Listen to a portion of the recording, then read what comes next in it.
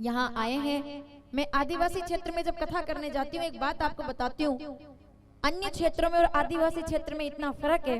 अन्य क्षेत्र में आप जाओगे तो वहां आपको हो सकता है दृश्य बहुत देखने को मिले, बहुत चीजें आप देखते हैं, बनावट देखने को मिले, लेकिन आप जब आदिवासी क्षेत्र में जाओगे तो वहां आपको प्योरिटी और शुद्धता मिलेगी। वो प्रकृति का पूजन करते हैं, वो वृक्षों का पूजन करते हैं, वो नदी का पूजन करते हैं, वो धरती का पूजन करते हैं। आदिवासी क्षेत्र के बच्चे, क्या बात कर रहे हो आप, 25 साल का हमारा नौजवान लड़का इतनी हिम्मत नहीं रखता जितना आदिवासी क्षेत्र का 5 साल का बच्चा हिम्मत रखता है, क्योंकि वो जंगल में पल करके बड़ा हुआ है।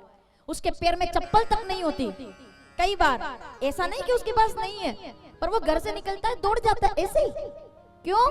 उसने संघर्षों के कांटों पर चलना सीख लिया है, और जिसने संघर्षों के कांटों पर चलना सीख लिया वो आदिवासी हो जाता है, और वही आदिवासी वनवासी राम को प्रिय बन जाता है। क्योंकि हमारे राम भी तो वनवासी हैं।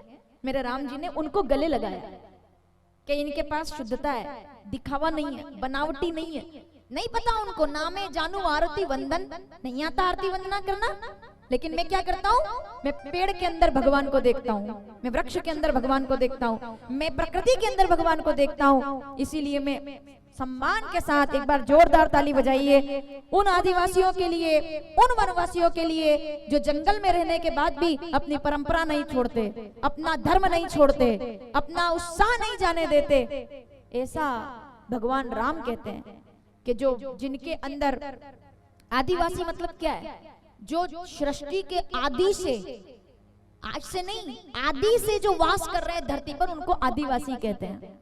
आदि से हैं जो, जिन्होंने हर तरह की दुनिया देखी है, जिन्होंने हर तरह का संसार देखा है, जिनने हर तरह का संघर्ष देखा है, जिनने पक्के मकान चाहे ना देखे हो, लेकिन पक्की शांति झोपड़ियों के अंदर बनाकर देखी है, उनको आदिवासी कहते हैं।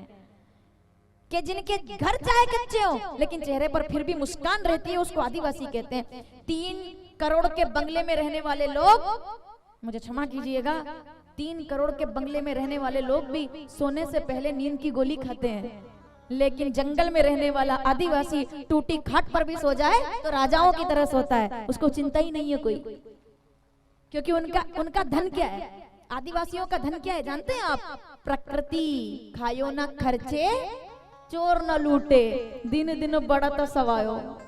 आदिवासियों का धन है वृक्ष, आदिवासियों का धन है गाय माता, आदिवासियों का धन है उनके कल्चर, उनकी परंपरा, उनका रहन सहन, उनका तरीका जीवन को देखने का। कि जिनके पास बहुत धन है, जरूरी नहीं है कि धन वाले सुखी रहते हैं, अरे अच्छे मन वाले भी सुखी रहते हैं, जिनका मन निर्मल होता है। और ऐसे आदिवासियों के बीच तो राम जी बैठे हैं। केवट कौन है? वनवासी तो है। कौन है आदिवासी? भील, कोल, किरात, भील, वनवासी। पढ़ लो रामचरितमानस, अयोध्या कांड, 151 दोहा सारी चौपाई पढ़ो आप। कोल, किरात, भील, वनवासी, सबके बीच में बैठे हैं राम जी, और सबके साथ बैठे हैं। तो किसी ने पूछा, आज तक किसी राजा को नहीं बुलाया आपने, और आदिवासी वनवासी दौड़ दौड़ के आ रहे हैं, क्यों? राम जी कहते हैं, बड़े लोगों के पैर पकड़ने से अच्छा है, सुनिएगा, बड़े लोगों के पैर पकड़ने से अच्छा है छोटे लोगों का हाथ पकड़ करके चलो, वो हर स्थिति में तुम्हारे काम आएंगे, वो तुम्हारा साथ देंगे। बड़े लोगों में रहोगे तो पैर पकड़ना पड़ेगा, तो भी हमेशा पीछे ही रहोगे, पूछे नहीं जाओगे।